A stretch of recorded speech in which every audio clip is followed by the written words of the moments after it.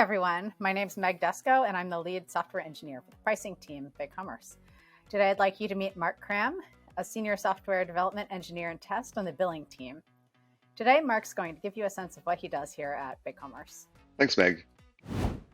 So, Mark, can you start by talking about your role here? Essentially, I'm responsible for the quality on the team, which means anything from making sure that bugs don't get through to helping developers write better code to everything else. I mean, back in the day, there used to be software developers and manual testers, people that would just go through and press all the buttons and make sure every single thing, worked. And obviously that's very time intensive and kind of tedious. And by the time a developer figured out if their code worked or not, a couple weeks could have passed and they weren't really sure what they had done before.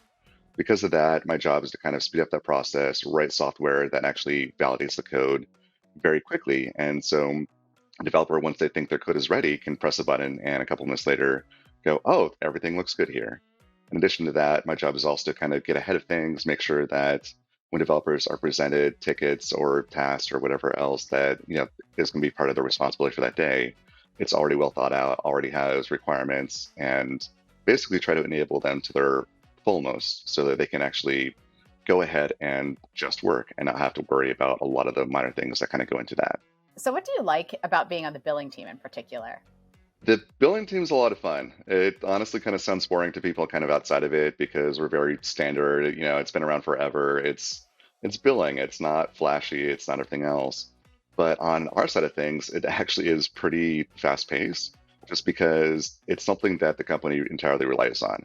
Without billing, they don't make money. Without money, company goes down. So not only is it important, but every other team kind of has to deal with us. They talk to us, they go through us, we interact with them.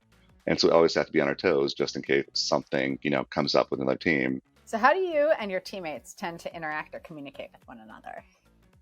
The team used to be completely in Austin, and COVID kind of changed that. We started hiring some people in other parts of the country. Some people in Austin started moving out, and now it's completely online. What that means is we have to be very good at communicating. When you're not actually seeing a person, sometimes you may forget about them. And so we have to constantly be making sure, hey, everybody's talking, everybody's on the same page. It kind of helps you out. You learn not only how to communicate with a person, but when you probably shouldn't communicate with the person.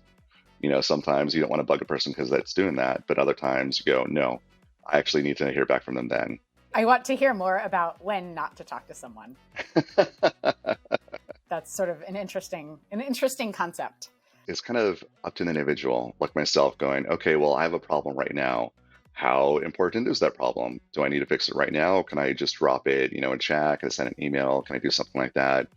Does it need to be fixed right in this very instant? If not, then I can probably wait.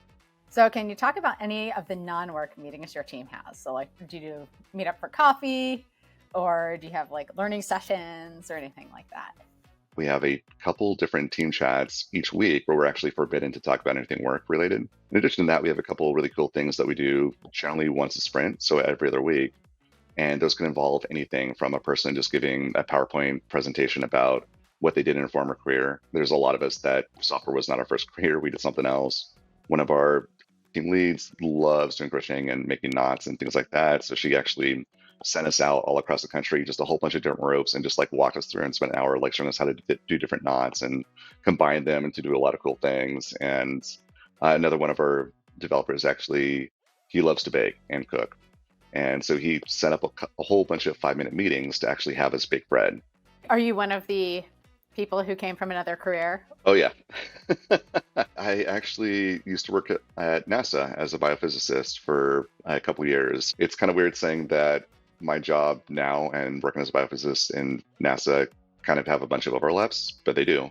I used to be a chemist, so I'm with you on there's so many parallels between all of these different fields. It's a lot of problem solving. It's a lot of thinking on your feet and just moving forward, and absolutely enjoy it. So what gets you super pumped for work every day? We kind of just talked about that, but I love problem solving. I love being able to come out and just constantly challenge my brain, constantly just be looking for the new thing. Honestly, getting bored is kind of my kryptonite. If I get bored, I kind of start making mistakes. I kind of, rush things, do things like that. And I guess just because of both my team and the job itself, it's every single day I can walk in going, I know I'm going to solve a different problem than I've solved at any other point in my career so far. So what would you say the most challenging thing about your job is? I'd also say there's new things every single day. It's yeah, I mean, you have to constantly be learning. You go in there and some curveball's gonna get thrown at you. You're not necessarily sure what it is, but it is gonna happen. You may have seen something very similar to it and know how to approach it. You may have absolutely no idea. And just hopefully, get lucky and just, going through the different things. Because of that, I have a lot of knowledge in areas that I probably would not have in another position. On the plus side of that, to mitigate a lot of it is, I mean, having great teammates is just so amazing. Because at that point, even though you do feel like you're being challenged and are constantly working towards that, you never feel like you're struggling. So what's the first thing you do every day? Basically, hopping on and going through all the test runs. As I said, one of my major duties is to actually write a whole bunch of software that actually validates our code. So being able to just constantly run through those tests and have them first thing in the morning, ready to go to report to the team and say, hey, everything looks good. That just takes a huge weight off of the whole team's, back. Do you have a favorite part of the sprint? And if so, why is it your favorite? The beginning of the second half is right when people kind of have a good idea of how things are going and what they need help from and everything else like that.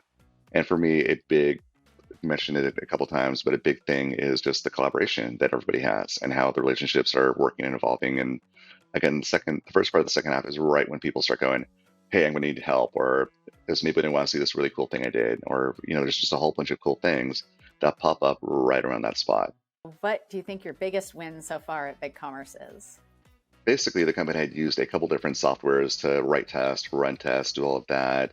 I have a lot of background in it and was fortunate enough that right as I was joining, there was kind of a movement to try out a new framework, new software to actually build all the tests out and run them and everything else with that. And so I was able to hop on and actually just run through that and help build it out, kind of tailor it towards what our team and a couple other teams were using, just to be able to, have one thing that's supported by everybody else to kind of bring everybody under one umbrella. And on our side of things, once we got it up and running, just because we finally built it out, we moved some tests over and everything else like that, we started going from, these testing taking like maybe up to an hour to actually run and get results back and everything else, to it was done in 7 or 8 minutes. And for me, that was such a huge win because, as I mentioned before, developers, they would run it, but they would do it sparingly because nobody wants to wait an hour to see if their stuff works or not. Whereas now it's just they would press a button. And so it went from people running tests maybe once every other couple of days to now if anybody has an issue, or even if they don't have an issue and they just want to get a spot check, they just press it and see what comes back. Cool. And being able to help the team out, like have such an impact on them that early on was just so much fun, so great. Earlier in our conversation, I asked you how you start your day. So what's the last thing you do every day before you go into not work mode? We have the test environments that everybody in the entire company runs things against. And so just making sure that everything looks good as the team leaves is just so important because, again, with everybody across the world trying to plug into the same thing, we don't want to break something and then ruin somebody else's entire day just because somebody forgot to, put a branch back onto an environment or anything else like that. And so I'm kind of like the cleanup guy. I just go through and make sure that everything looks good. My very last question for you, Mark. What type of person would make a good fit on the billing team? First off, a problem solver, somebody that wants to come in and again is always going to have new things to solve. There's not a lot of routine. Even if we have something that we're building out, chances are the ticket's going to be completely different than any other ticket. And so just constantly being able to come in and want to adapt, want to adjust. And second off is kind of just attention to detail. Again, because we're operating with so many different teams on something that's been around and is so important, just constantly going to be wanting to make sure that everything looks good. But even on that side, mistakes are not encouraged, but they're not punished either. Like everybody makes mistakes. If you're not making mistakes, chances are you're not working as hard as you are. You might be a little paranoid. And so just being there for anybody else, in case somebody else makes a mistake, having your attention to detail, being able to catch that mistake and put it out there. Thanks so much for taking the time, and to everyone for watching this chat. If you want to learn more about Mark's role here at BigCommerce, feel free to drop him a message on Slack. Take care, everyone. Bye, y'all.